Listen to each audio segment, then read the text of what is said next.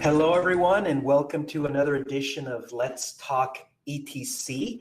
I have Piskel with me today, and he is going to give us a recap of the recent Ethereum Classic Summit, which I wasn't able to go, so I'm dying to hear about it. So welcome, Piskel. Anthony. Hey, Christian, how's it going? Good, good. So I understand we had a great summit in South Korea. And so, yeah, tell us about it. What was your thoughts? Yeah, I think it went absolutely great. It definitely exceeded my expectations. I was definitely nervous going in since this was my first large scale conference. Mm-hmm. And yeah, we had a lot of great talks. One of the exciting things about ETC is that even if you work on it full time, you don't always know everything that's going on because there's so many people involved in doing other things. So it was very educational for me. And yeah, I think there were a lot of maybe not even on stage, but off stage, there were quite a lot of people who started connecting and realizing that they had other ways to work together. So that's always really good. And I was actually very happy to see that people found it useful beyond just the talks. There was a lot of networking going on too. And I think a lot of high impact, useful networking. All right, good. Now, and why don't you kind of highlight some of the speakers, some of the talks for us? I know that on YouTube people can access the actual talks, but maybe kind of an overview would be useful. Yeah, absolutely. And if anybody listening wants to watch it, you can just go to ethereumclassic.org and there's going to be a little bar at the top where you can click a little button. It'll take you to the YouTube playlist. But obviously, the best talk of the entire conference was mine, and everything was downhill from there. But really, we heard a lot of great stuff from ETC Dev. You know, they announced the name of their sidechain project that they're calling Orbita. We had an excellent talk from IOHK, a couple excellent talks from IOHK, but one in particular that stood out to me was on doing more cross-chain interactions and utilizing Nepo POWs in order to do that. There's some really fancy, neat, actually not that fancy, pretty straightforward way to verify a blockchain without downloading all the blocks. Okay. And we had Cody Burns give an IoT live demonstration. So if you sent a little bit of money to a smart contract, it would make a light on stage turn on. On day one, actually, there was what we believe was a hardware problem with the light itself that made it not turn on. So these things never work live. But he redeemed himself on day two, where we had the light on stage the entire time, and periodically people would send him money, and it would just flash and distract whoever was speaking. So that was great. And we had, yeah. What I was going to say, can you tell me what did you speak on? I just gave a general overview of the state of ETC. You know, the fact that we went from 7 to 38 employees in the past year. The fact that You're talking about ETC Co-op. No, ETC in general.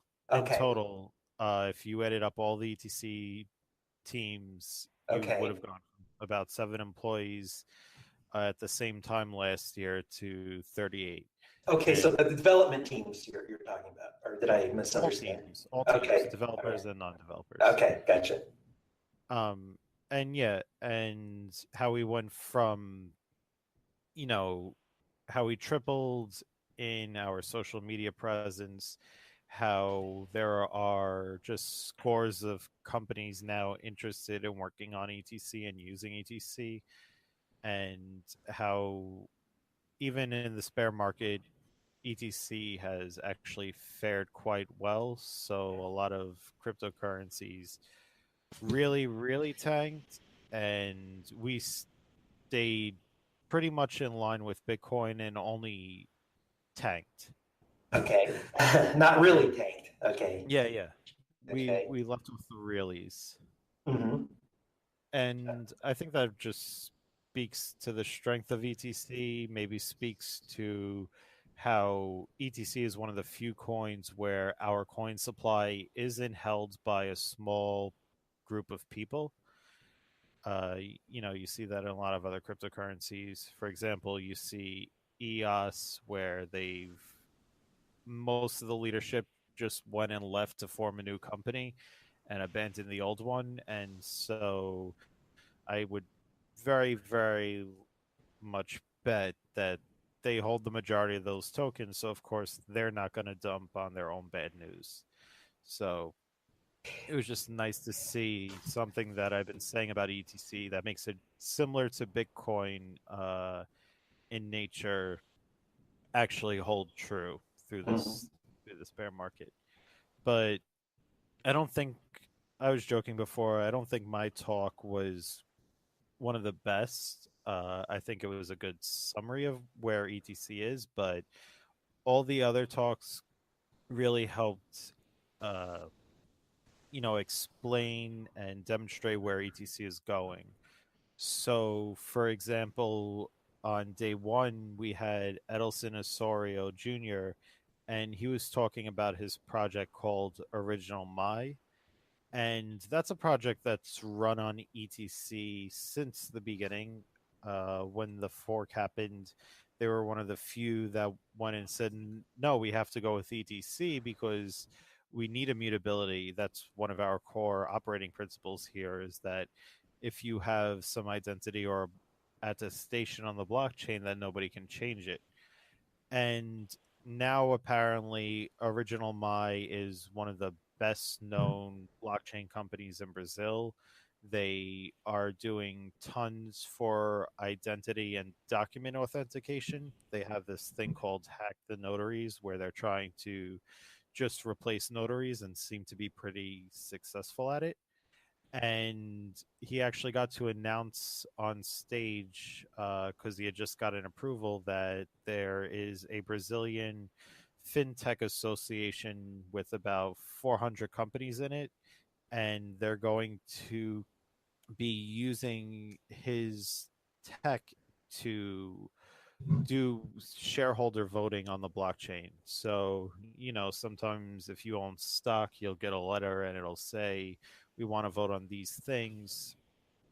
And now he's going to do it on blockchain. So you get a lot more transparent voting and a lot more easy verifiability. And I guess a lot more proof that the people who have voted on something are the actual people are the Right. actual holders of the stock. Wait, I have to admit, I hadn't thought of that, and that is a good idea. So yes, blockchains are great for sensitive assets like money, and I knew that they could be used for voting, but using it for shareholder voting for companies, uh, that's a great application of the blockchain. So I'm impressed that he thought of that idea, and he's got it, people using it or gonna use it.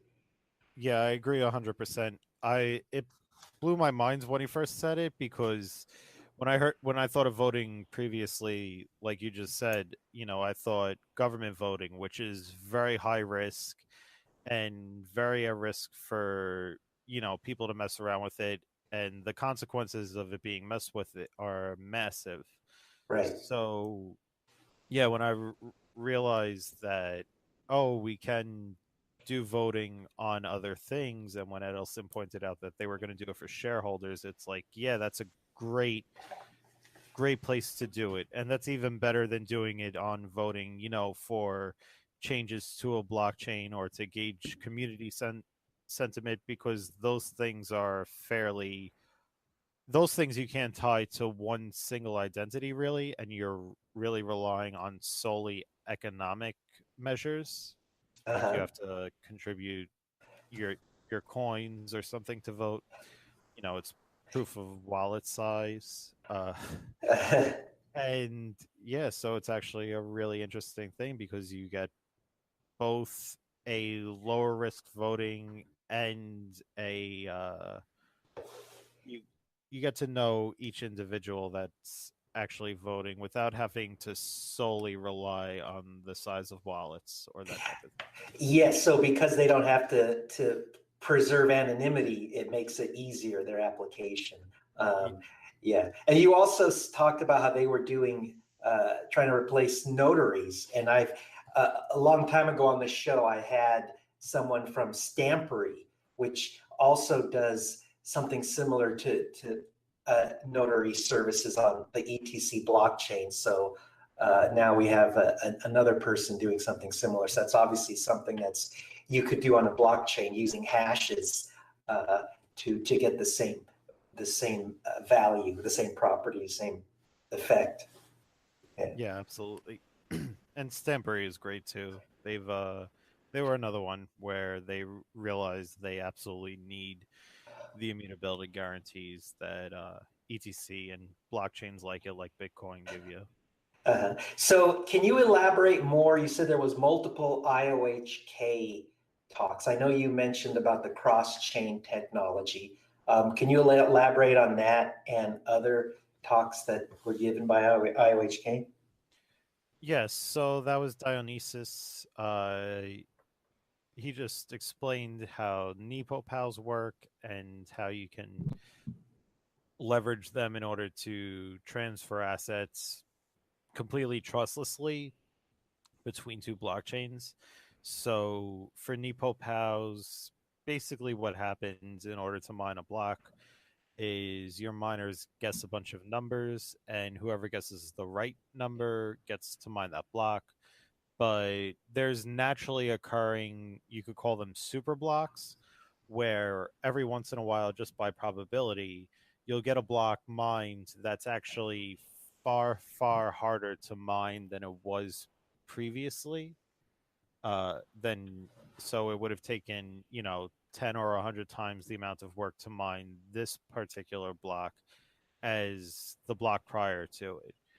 And without getting too much into the math, you can basically just use those blocks and a handful of others to get at the full state with what I believe are the same guarantees as regular proof of work. But yeah, I haven't actually looked at it, but that's what Dionysus said, and I completely believe him. All right, and so that leads to secure transfer of assets between blockchains. Yes. Yeah, and since IOHK is involved with the Cardano blockchain, and they also support Ethereum Classic, I'm guessing that's one thing that they have their eye on, is transferring between both of those, the tokens on native tokens on each of those. Yeah, I think so. And it's not only for transferring between blockchains, you also, if it works the way they say it does, you get the ability to have a very small blockchain. Like rather than downloading gigabytes of data for your state, you might only need to download several hundred kilobytes, which is a massive increase and likely makes it so even small low power devices can fully verify a blockchain. So And the reason I'm skeptical, honestly, is because that sounds so good. So wait. So what you're saying is the same technology to transfer assets across blockchains could be used to make light clients even lighter. Is that what you're saying? Yeah, not even light clients, to make full clients lighter. Oh, okay. I mean, Okay. I'd really like to see it happen, and then maybe I'll trust it more. All right. Yeah, because Honestly, at the moment, it just sounds so crazy good. so for the people that don't know, there is already some uh, help for light clients, right? They download what are called the block headers instead of the entire the entire contents of each block, and that really decreases the footprint.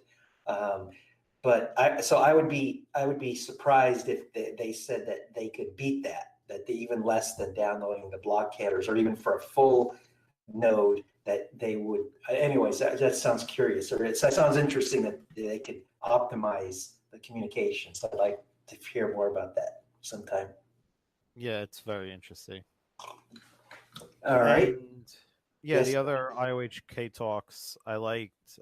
Charles is obviously he's an excellent speaker, very good at motivating people, and Tom Flynn just talked about where they were headed and what they were doing with Mantis and improving it. So yeah, those were all great talks. There's just so many to cover. Yeah. Can Uh, you kind of just talk briefly? I mean, Charles Hoskinson is a bright guy doing a lot of things, but you said his talk was encouraging. So, like, what was encouraging to you about his talk? he was just, you know, talking about where ETC has been and where it's headed, and he kind of mentioned how ETC feels like Bitcoin did, basically at at the same amount of time of existing, like Bitcoin existing Uh, 2 or 3 years, and now ETC the same, depending on where you count from.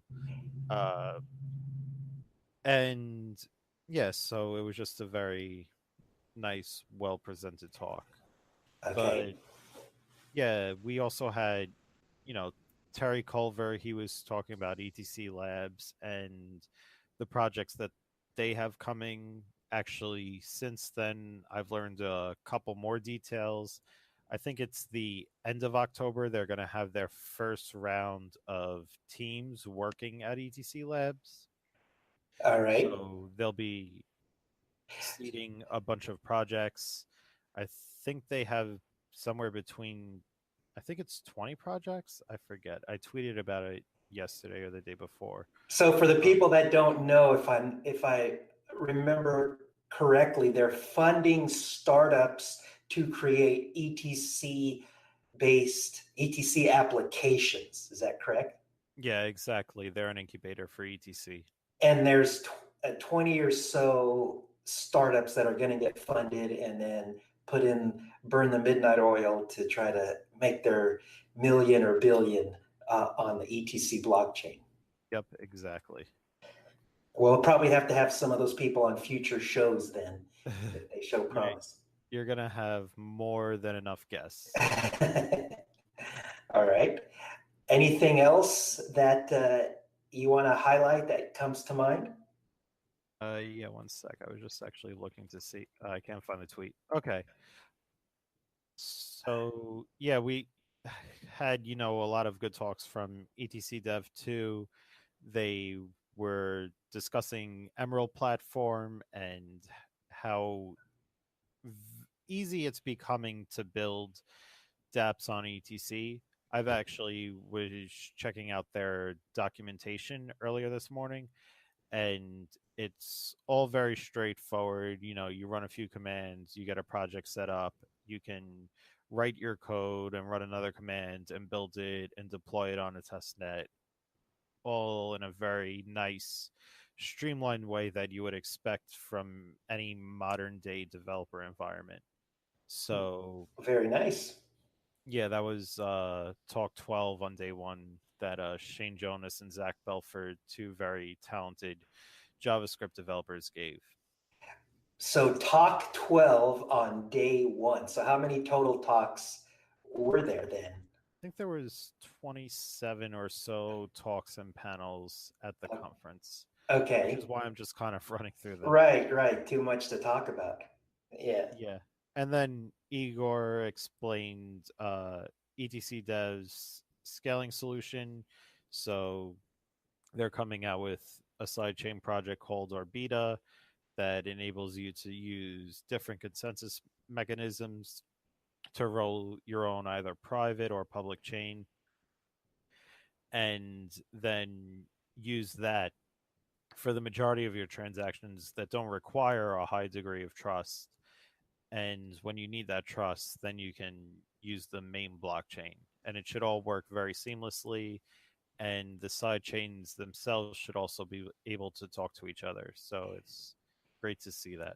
Yeah, so if I could just make a plug for Igor's idea. So I had him on the show and he briefly mentioned it, and I agreed with him. So rather than trying to achieve scalability by tinkering with a live blockchain, right? Doing hard forks and throwing darts at a dartboard. With these side chains, it's separate, right? So people can experiment with side chains, offload, outsource work onto these, and it's not going to threaten the stability security of the main blockchain. So they leverage the main blockchain, but we don't have to make changes and threaten the main blockchain. So that's why I thought it was nice because it had that separation. Yep, exactly. I like any side chain that requires either no or very minimal changes to the main chain. Right. Right. And everybody could choose whatever they want. They can optimize for performance or security. Everybody's side chain, they can get the parameters that they want. Yeah, exactly. And that was just day one. So going into day two, we start off with Kim Gyong-soo. He's a very popular moderator within the ETC community, moderates the Cacao Talks, and he gave a nice explanation on how the ETC community is doing in Korea, how at the moment the focus, or at least used to be, on just the gambling aspect of cryptocurrencies. I feel like everybody starts with cryptocurrencies that way, both at an individual level and a country level. And he's saying that this year it seems that the ETC community, and I guess blockchain in general within Korea, is now moving more towards the tech, more interested in that aspect of it.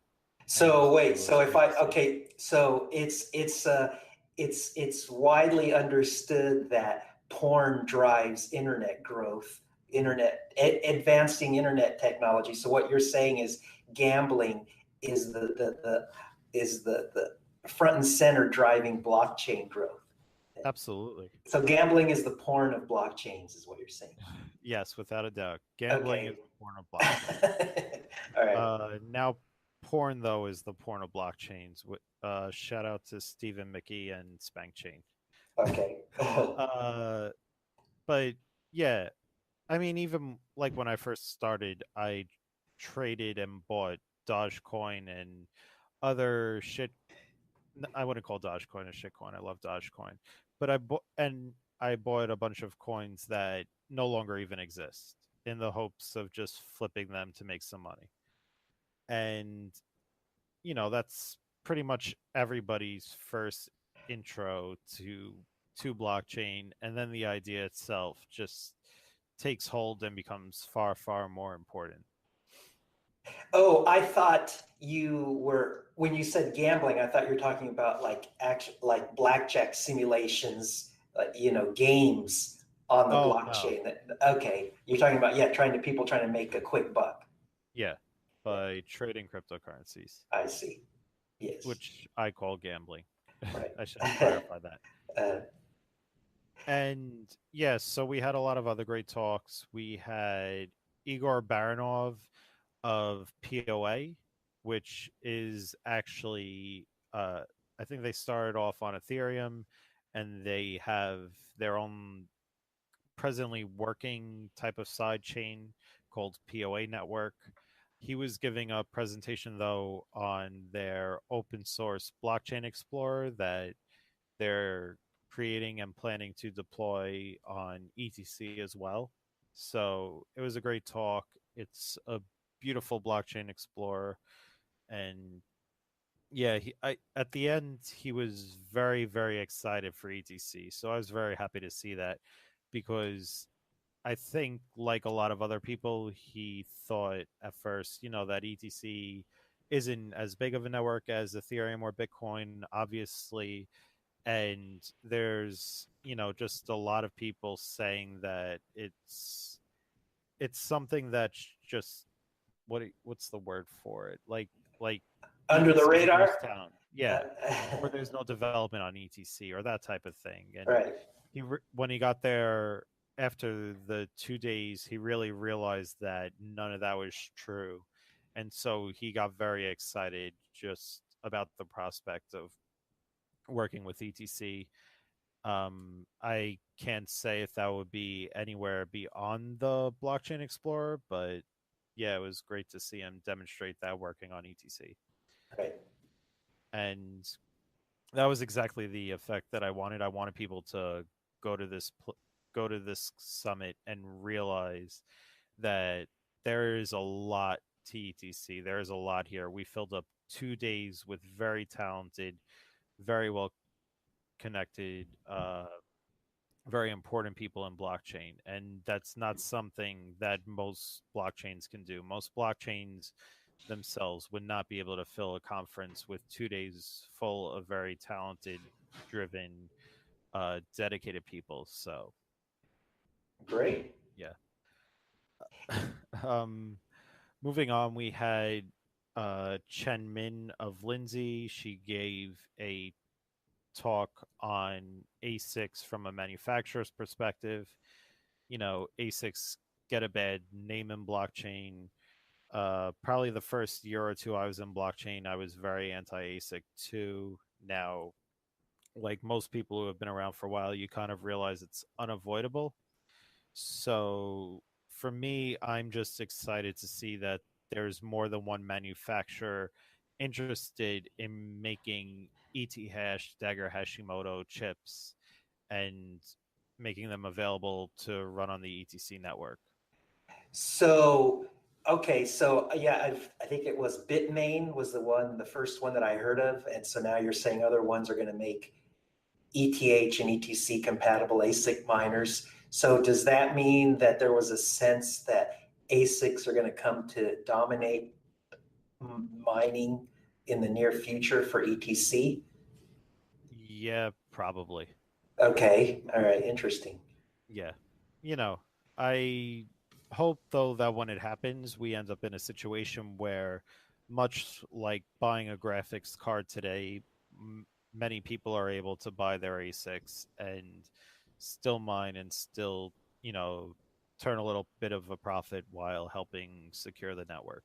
Right, right. I don't know if that's going to come true in the short term. I do hope it comes true in the long term, but pretty much no matter what, I don't feel that they're exactly worth fighting anymore. And I think the longer we fight them, the more we're going to end up with centralization rather than decentralization. Okay, okay. So there was some talk about doing a hard fork to try to combat ASICs, but so that sentiment is kind of dying down. Yeah. And once you Okay, do that, you're going to end up with people doing mining in secret. And, then all of a sudden you have one manufacturer that makes all the chips. And on top of that, they don't even sell them to anybody. right. So it's not a better situation. So what you're saying is if the manufacturers knew that a blockchain was hostile to ASICs, they wouldn't make it public. But by showing that we accept it, then they do things out in the open and there's more competition. So actually ASICs would, by accepting it, it would decrease centralization. Yeah, exactly. Okay? All right. Yeah, because some people might have thought ASICs mean more centralization, but now I can see from what I just laid out, that would be one way that it would, by doing things out in the open and accepting it, it could possibly decrease centralization. Yeah. Good. And I think short term, and just for reference, my idea of short term is about 5 years. I think short term ASICs increase centralization without a doubt. If you got a few people, if you have like a few, Yeah. like one company and that's the only one selling it, or they're keeping them, close, then yeah, then you have centralization in the short term until it kind of diffuses through and you have more companies making them. Yeah, exactly. And if we get both Bitmain and Lindsay making ETH miners, then we basically end up at the same point we are now, where we have NVIDIA and AMD making GPUs. Mm-hmm. And so hopefully long term, we end up with a third and fourth and fifth and 10th company, making ASICs, so that there's much more decentralization. Right. Long term. Right. So any other talks that you want to highlight from Oh day yeah, two, or? I'm only on day 2, talk 3. Oh, okay, all right, all So right. there's Let's still a let. lot of talks. Okay, keep going. Yes. Yeah, then Matt Beck headed up a global liquidity and market dynamics panel. It had Tom Lee, Mike Morrow, and Jack Liu on it. They were absolutely great. Tom Lee being of Fundstrat, Mike Morrow of Genesis Trading, and Jack Liu of Circle. They just, they had a great discussion on liquidity and how the market works within cryptocurrency. And honestly, finance isn't my thing, so I can't speak to it so well, but I definitely recommend watching the talk Was there because any? Was there like any issues that they were concerned about, or uh, regarding liquidity or security for exchanges? no, I don't think there were any issues. I think they mostly were very positive about the liquidity and market dynamics and that they are improving. They're improving, at a very good rate long term. So I'm looking forward to a day where crypto trading is much more boring, where crypto trading essentially becomes like forex trading or stock trading. Right. And a lot of people just don't even do it because it's no longer gambling. Uh-huh. That I think a lot of people are attracted to. And then, yeah, that went into a couple other talks where James Woe gave a similar thing on cryptocurrency versus the traditional financial industry and how crypto differs from traditional finance, such as being able to move it across borders. Again, I would definitely recommend listening to all these talks. Seong Nam gave a talk on the dynamics of the cryptocurrency market in Korea. Mhm. So if you're interested in learning how crypto works uh, within Korea, instead of just, because right now when it comes to crypto, even though we're a global borderless thing, we still only really know our market. So it's great to have that there. Again, I'm not the finance person to talk to, so I'm not Right. doing those particular talks the justice they deserve. There was another one by Tom Lee that gave a great breakdown of millennial involvement in Wall Street interest in crypto, how it's been accelerating Wall Street's interest in crypto because millennials, even though global ownership of cryptocurrencies is only 0.6%, it's much, much higher with millennials and it's much, much higher with a younger generation that, we all now are going to be the ones in charge of the economy soon. So, So by have from what you just said, that millennials are the greatest supporters, or one of the greatest supporters of blockchain technology. So that would, for anybody listening, that would suggest that if you want to make the killer ETC application, you should target millennials. yeah, without a doubt. I think blockchain cryptocurrency itself is that killer application that we're all very interested in because I don't think any of us trust banks. I think actually a lot of people in our generation now are the same as great grandparents, where they would store their money under mattresses because they didn't trust banks and they didn't trust the financial industry anymore. Uh, so Right. so you literally had it where there was money stuffed under mattresses or in them. And now you see that with cryptocurrency people and they've got their private keys and they're locked up and hidden away somewhere. Yep. And it's the same type of thing. Like, no, I don't trust banks. I want my cryptocurrencies and I want my metals, my Right. precious metals. You're right. Right. Um, and yeah, so it's just interesting to see. And then, on the non-financial side, that day we also filled it out with a lot of community and I don't want to say ideology, but for lack of a better word, ideological discussions. So, for example, I headed up the immutability and censorship resistance panel. I was joined by Allison Alexis, Wasim Alcindi, Kong Gao, and Virgil Griffith. Mhm. Uh, try and balance that out. I had two people who were on the side of pure immutability, and the other two who kind of believe that things are more subjective rather than objective. Mhm. And it was a really good talk. It got a lot of discussion afterwards, which is what makes me consider it a success.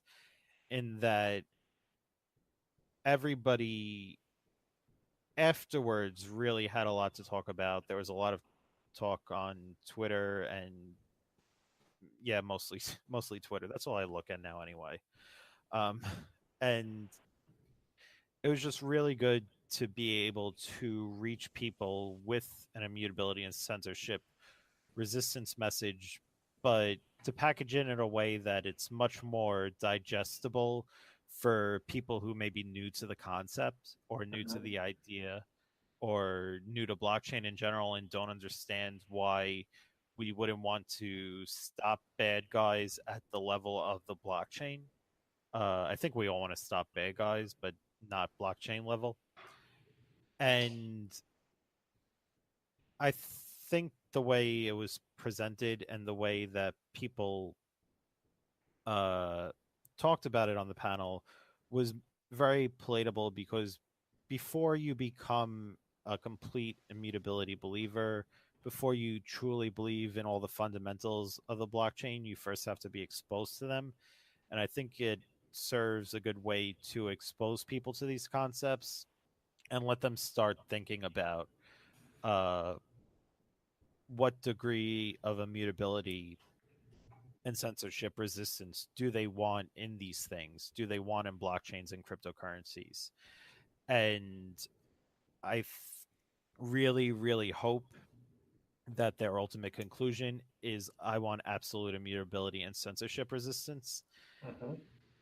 But yeah, I think it was a great way to help reach them, Good. especially Interesting. newcomers Yeah. in space. But of course, I'm biased. It was my panel and it was my questions. Um, No, I could see a lot of people having, questions about that issue, potential objections, and so it's good that that it was aired and people discussed those. Yeah, that's great. I'm sure people will like that video. Yeah, because I believe the arguments against immutability are inherently weaker than the arguments for. So if you put those arguments against each other, the immutability and censorship resistance argument should win out. Right. No, and and it's the one another reason it's good that you had that panel is some people could sometimes demagogue an issue and like I believe in free speech. I think most people support free speech, but you could say, well, what about, then you list a bunch of terrible, Nazis and all kinds of take your pick.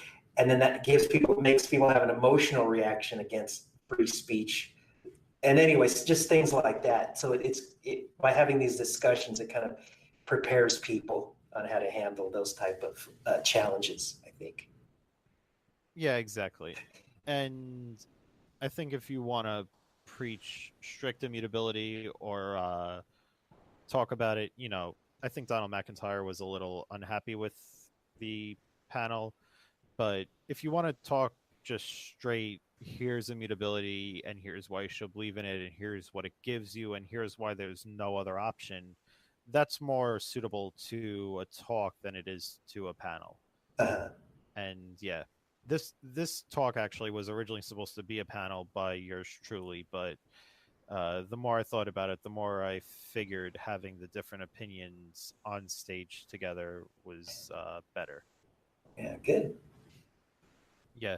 And then moving on, we're at talk 8 now. Great too. Uh, Christopher Shen gave a great talk on blockchain naming systems. He's with Portal Network. They run, I think it's ENS, and they run the equivalent for ETC and some other blockchains. He basically broke down all the different portions of their system that they offer. and it's just great to see, non-ICO, real world, real use case solving projects on the blockchain. Really, whenever a project went up on stage, that was what I wanted. I didn't want anybody on stage who was talking about a project that, uh, Like vaporware? yeah, or not even vaporware. It either doesn't actually solve a problem. It's vaporware. It doesn't exist, or it's essentially just a cash grab. Right. Uh, yeah. So was there a discussion about unifying the naming systems of different blockchains, or having one that's going to dominate? Or any talk about that? No, but Portals I like a lot because it runs on pretty much every EVM based blockchain there is out there. So as far as being able to work across blockchains, Portal is a good one there. And And so just to hopefully be eventually settle out on one BNS blockchain naming system, because otherwise it's going to be nuts. right, and so just to be clear, that the same way that the on the internet you can type like Amazon.com instead of a string of numbers, the idea is to avoid having to type account addresses. Instead, you can type more easily remembered strings, right? Yep, exactly. All right, good. Yeah. And we had Kevin Lord, who everybody knows in the community. He gave a talk on how the ETC community handles contentious changes, our ECIP process. So, if you want to know more about how our community works as far as implementing tech, the short of it is we move our issues to the social layer rather than the blockchain layer, since there's no one group or person who can say these are the changes that we want to move forward with. Please vote on the choices that we've given you. We it's I don't know. it's it's a significantly different way of working and approaching blockchains. You're talking Just about governance. So the governance is decentralized, I think is one of the things you're saying. And so it works differently than having a top-down yeah, situation. the governance is distributed. I think Cody Burns once said it. Decentralized community is an oxymoron. All right, right. So that made me come up to think like, oh, maybe the word's distributed, but yeah, and it's not. I don't like using the word governance because that word recently implies a very active role, a very active form of governance. Uh-huh. And what ETC and BTC do are very passive approaches to governance, and something where there's nobody in control of all the different channels you could talk on or all the major channels that you could talk on. So it's just a much more dynamic, Or organic, organic. Yeah. yeah, grassroots. So you have to, if I wanted to make a change, let's say, I'd have to, maybe I would first start by campaigning, uh, get the attention of ETC Dev, and then maybe I get the attention of IOHK, and then get the attention of any other major players that I can get to listen. And there's no, you just have to try to get momentum. Nobody's going to tell you how to do it, and that's how things happen, is if you can get a consensus socially. Yeah. And if anything goes wrong, you fracture at the social layer. So you would end up where the Discord and the subreddit, for example, are owned and controlled by different people. So if they disagree, they could just, everybody gets recourse and gets a place to still gather. That was one thing we found with ETC immediately after the fork is we didn't really have much recourse and we didn't have a place to gather. So we had to start just making our own from scratch. And that really, really slows you down. That really inhibits you. It's not this free thing. Splitting off from a group is not a free lunch. So you're saying it was difficult to, it took some time to set up the communication channels, Reddit, Slack, Discord. Is that what you're saying? Yeah, we're still setting them up. Right. Okay. The Still forum, right? The people. forum is another one. Yeah, there are still tons of people who are subscribed to r/Ethereum and not to r/Ethereum Classic, even though they were on the side of not having the hard fork. So I we're see. still getting those people. We're still building that community. Um, and yeah, so that was what Kevin talked about, and it was just a great talk. Virgil Griffith then talked about how ETC and ETH could work together. Um, and it was, it's nice to see that we can still get along and still be friends, even if we have disagreements on direction forward. Oh, You know, speaking of working with ETH, I wasn't there. Was it Bob Summerwell? Is that his name? yeah, He's a former ETH developer. Did he give a talk? yeah, he gave a talk too. Sorry, Bob, I actually forgot to mention that one. He was talking about how we're going towards a multi-chain future, how there's not going to be one true chain. I agree 100%.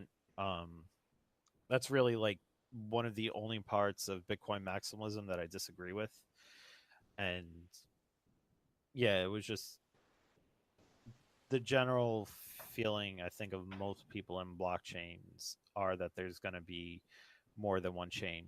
And my hope is that when we have more than one chain, we settle out on very highly immutable chains, very highly censorship resistant chains, because Right. otherwise I don't feel like we get much of The blockchain benefits. out of it. Right. Yeah. Right. Right. But yeah, going back to Virgil's talk, it's just good to see that we can get along and be friends, even if we have these disagreements. Ideas spread better over bridges than they do uh, with without any communication. Okay. Um, and yeah, towards that end, obviously, one of the things he mentioned was that Ethereum Foundation and ETC Cooperative are 50-50 funding the Peace Bridge project so that you can move ETC and ETH between each other's chains. I just thought of a new quote you for built on what you said. So communication functions better across bridges than barricades. Would Yeah, that work? that's Okay. perfect. All right. I like that a lot, actually. Um, yeah, exactly. And afterwards, to Virgil and I hung out. We got lunch with the Peace Bridge team, and it's just really nice to be able to uh, talk with them directly and to like, for example, I say that when it came to the hard fork, the Ethereum Classic side was very disenfranchised in terms of our community and very much had to start from scratch. And it's not like that was a vicious thing that they did. It was just a natural occurrence of the way most of our centralized structures work. You Mhm. can't have a situation where you a community splits and they both talk in the same channels 100% of the time, because if they're splitting over something very contentious, then they're just going to keep arguing, and eventually you have to step in and stop the arguing because nothing else moves forward. Mm. On the internet it's particularly bad where everybody argues in circles forever. Yes, yes. I think I was trying to join after the DAO fork. I was trying to be able to post something to the ETH subreddit, and they were very cautious about letting new people join just because it was getting so hostile. Yeah, Yeah, exactly. yeah. All And then right, go we're ahead. getting down to the last few talks. Kayvon Peristani of Coinbase discussed institutional adoption of crypto assets and touched on, why Coinbase added ETC. Obviously, one of the reasons is it was easier. Others being that we have relatively high volume. I think he mentioned, but I don't want to put words in his mouth because at this point I was very tired. But ETC has a lot of developers, working on it, so you're not going to add an asset that 6 months down the line nobody uses, nobody works on, nobody develops, and it falls apart. Mm. Because that's not very good for your brands. Right. So I don't. Yeah, whatever. If you want to hear what he said, just watch the talk. Again, finance isn't my thing. So basically, a bunch of smart people, analysts at Coinbase that know what they're talking about, analyzed ETC, and overall they gave their stamp of approval, as evidenced by the fact that they put money behind their decision. Yeah, without a doubt. Yes. There's still other Ethereum-based blockchains that could have added. There's still a lot of other blockchains that wouldn't be too hard to add. So yeah, adding ETC was great. Yeah, it's not a decision that people make lightly. Right. So yeah. Right. So just cutting through the FUD 2 years later. And lastly, I mentioned Charles Hoskinson's talk, but the talk prior to that was Christian Zhu. He was just talking about ETC in the East, giving a lot of usage explanations and stats on why people are into cryptocurrencies. I don't really think it differed too much from the US, but again, a great informative talk. Always good to see how things are on the other side of the world. Right. And yeah, that was the whole of the summit. I may have dived too much into it. I don't know. No, you did great. You did great. Yeah, so that was a nice recap. And so again, for people listening, if anything you're especially interested in, any of the topics PyScale mentioned, I'll put a link to the shows, and you could get, as if you were there, you can get the entire talk, the entire panel discussions, whatever you're interested in. So thank you, PyScale, for presenting us that recap, that overview. And yes, just thank you very much for coming on the show regularly and giving us your updates. Yeah, Christian, thanks for having me. Yeah. All right. You too. Bye-bye. All right. Bye.